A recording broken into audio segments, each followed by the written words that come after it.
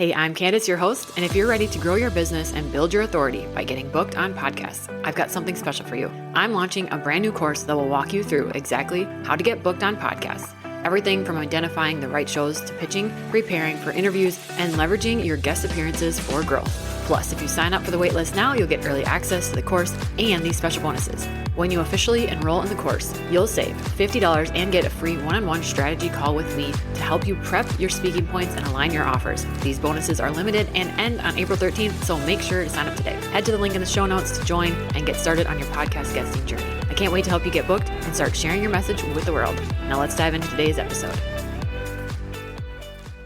Welcome back to the show. Today I have Erin Melhouse here. She is an online holistic health coach specializing in helping moms take control of their life through movement, nutrition, and mindset. She works one-on-one with clients to help them create a healthier lifestyle so they can become the woman they dream of being. As a mom herself, she knows the challenges that come with continuing to show up for yourself while being there for everyone else. Through her own weight loss journey with PCOS that led her to become pregnant with her child, she found a passion in helping others do the same. As a certified personal trainer and gut health practitioner, Erin is here to help you heal from the inside out. I know you're going to love our conversation that we had today. Let's dive in. Well, welcome, Erin. Tell us a bit about yourself and give us that snapshot of your journey into entrepreneurship. Thanks for having me. My name is Erin Melhouse. I'm a certified personal trainer and holistic gut health practitioner. After I got those certifications, I decided I really wanted to start my coaching business. I kind of have been thinking about it for like the last 3 years, ever since I had my first child, which I know a lot of moms kind of go through that feeling of misplacement and what they need to do with their lives. So actually last fall when my kiddo was at daycare, he ended up breaking his leg. So I had to take a 6-week leave of absence to be home with him. And that kind of told me like, okay, maybe we should find something where I can be home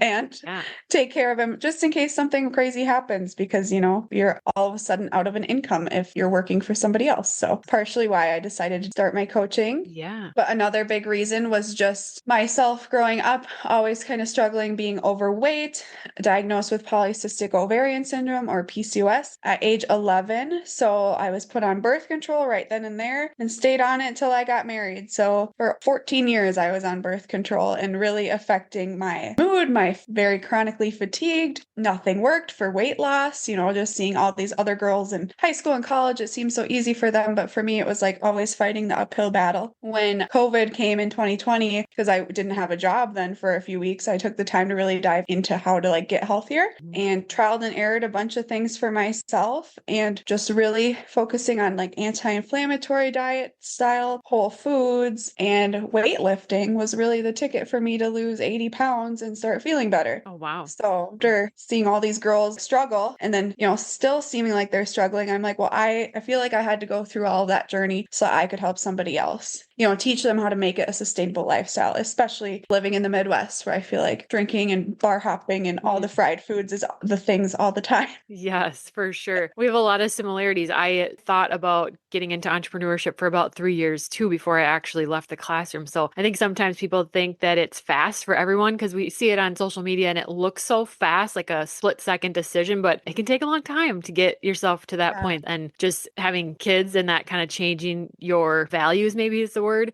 For me too, it kind of flipped that switch of like, I really, really value the flexibility and being able to drop everything and stay home with them if they need to be and all those things like you mentioned. So I totally relate to your story. So you weren't always an entrepreneur. What were you doing before that? Bridge that gap for us. Kind of had 2 careers right before entrepreneurship. At first, I was a landscape design assistant, which was super fun. And I kind of wanted to make my way to designer. I did that for a few years, really enjoyed it. But, you know, that's very heavy summer career. Well, that's when your kids are out of school. So I'm like, I don't know if that's going to 100% work forever. Maybe when I go back to it someday. But then this job teaching fell into my lap and I was like, well, I've always considered that. Let's try it out. And I loved it. But like you said, it's really like if I'm going to be having my kids, I want the time is of the essence kind of. And if I'm going to be away from them working, I really, really want it to be something I like fully have my heart into, believe in, helping change lives basically, which is what I love to do with the health health coaching and kind of being a little bit more in control of my time in my life. Yeah. For sure. So especially with a second kid on the way, I just felt like that was going to be the best for the family. For sure. What are some things you've learned now in your entrepreneurial journey? Like, are there any things that stick out, like lessons that would be helpful for other people to know? I did start trying to have my health coaching business kind of on my own,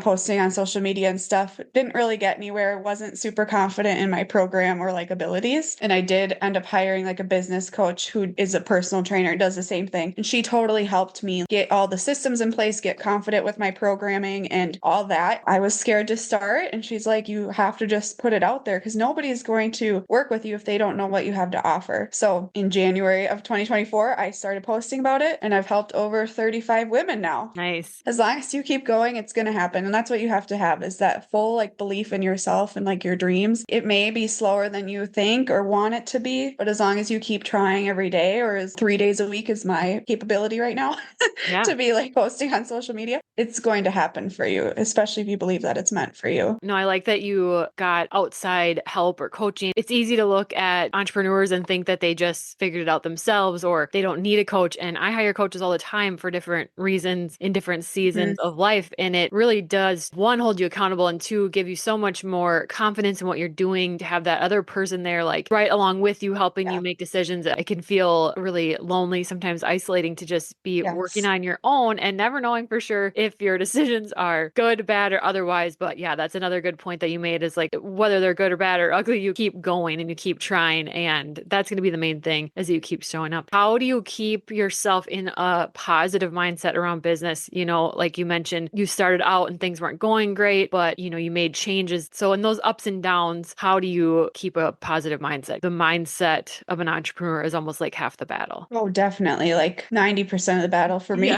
Yeah, more than because I tried on my own like 2 years ago. And, it was a hard time because I was dealing with postpartum depression and all that. So it was just like I wasn't really there anyway for myself. I guess, honestly, I hired a health coach because I was like, well, if I learn from her too, it's going to help me. And she told me, like, you can't help others if you don't feel good yourself, which is so true. So I really dove in to focus on a lot of the mindset stuff before kind of restarting. But I just was still in the back of my mind, like, this is what I meant to do. I have to do this. So a year later, tried again and then saw that it was working, getting clients results. You have to just look at like the wins in every client. I'll keep a little folder of clients and all their little positive things that they've told me when I'm having a stressful day or when I feel like I'm not doing enough for them. And just knowing that my heart's in it and I'm here to actually help people. Yeah, just reaffirming yourself and keeping those wins and positive things like at the forefront to keep reminding yourself. I think that it's easy to let, one negative thing or overshadow. And I always try to, if you have that like down week or something where you're just like not feeling good about things, I always try to just also let myself know, like, I know this is going to pass. We've been here before. Our energy is going to come back as long as we keep taking care of ourselves. So on those weeks, I try to just, like you said, lower that bar of expectation down instead of, I got to show up every single day on social media. I'm doing it 3 times in this season. Yeah. What does that look like for you as far as like a system, or you mentioned 3 days a week, just to help other people? It's sometimes we think it's like, got to be all in or all out. And I just don't think that's true. Even those little consistencies is a big deal. So what does that look like for you? An all or nothing mindset is definitely a challenge in a lot of journeys in life, whether you're like trying to lose weight or trying to have a business. It is the little consistent daily things that may seem small in the long run, but it's going to build up over time. That's another piece of advice. Like, you're going to probably go through 100 different schedules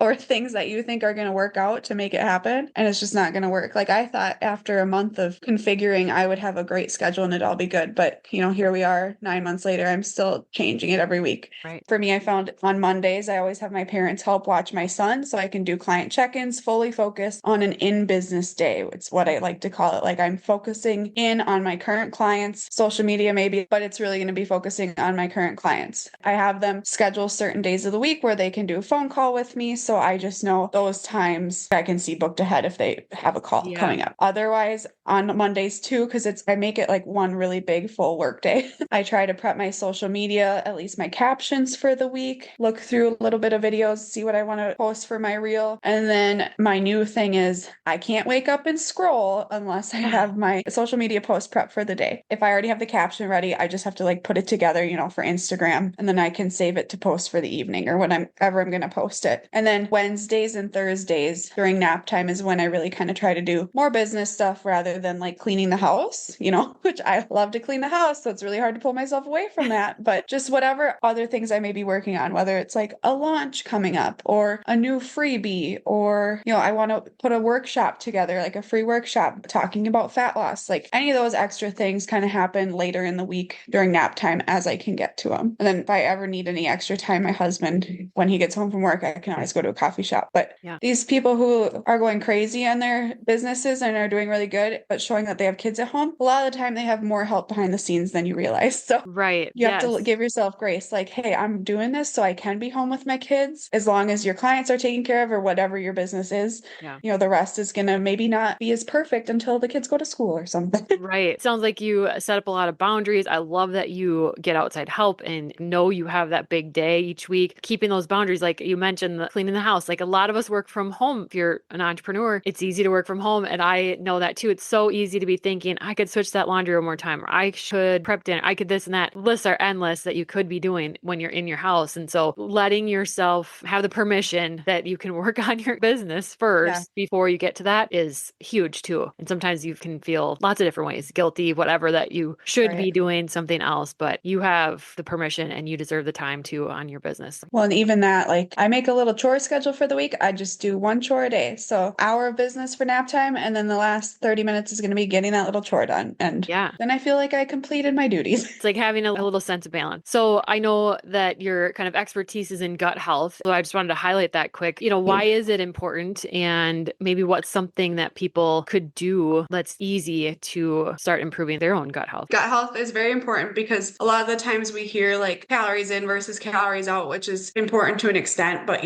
what are those calories? Is it 1,000 calories of Kit Kats and, junk food? Or is it 1,000 calories of whole foods, fresh things, a lot of foods with good micronutrients in it? And if your gut has been screwed up for years, eventually it's going to make it kind of hard for you to lose weight. You're not going to be absorbing the nutrients from the foods that you're eating. So you could either not be feeling full long enough, which is going to lead to other issues, or maybe fiber intake's low. So your digestive system is really sluggish, which is eventually going to lead to that chronic tired fatigue and just feeling dumpy. There are studies out there that show how it is connected to your brain so much. So like mood is affected when you have a gut that's not great.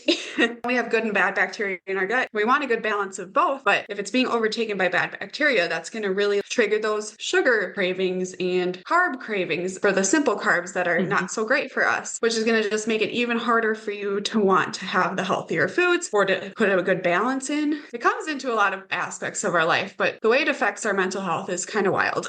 So what's something that someone could do that's like easy, maybe an easy first step that they could do to like improve or work on improving their gut health? An easy step would be when you go grocery shopping, maybe you get your typical foods that you always get. Well, every color of food, every different variety of apple, they're all going to have a slightly different amount of micronutrients in them and kinds of micronutrients. So just getting variety every time, maybe this week you get the Honeycrisp apple, next week you do Envy or something, a different kind. It's going to be slightly different. And all these different things coming into your body is just going to build up that gut health that much more. Same with like red, green, yellow bell peppers. Always be kind of swapping through, rotating. And then just in general, being mindful of your meals, protein, fat, carb, always having them together. Try not to have a simple carb like ice cream completely by itself. Put some nuts with it or have it after dinner so that it's like balanced well. Okay. It helps your gut health, in turn helps your blood sugar, all the things, it works together.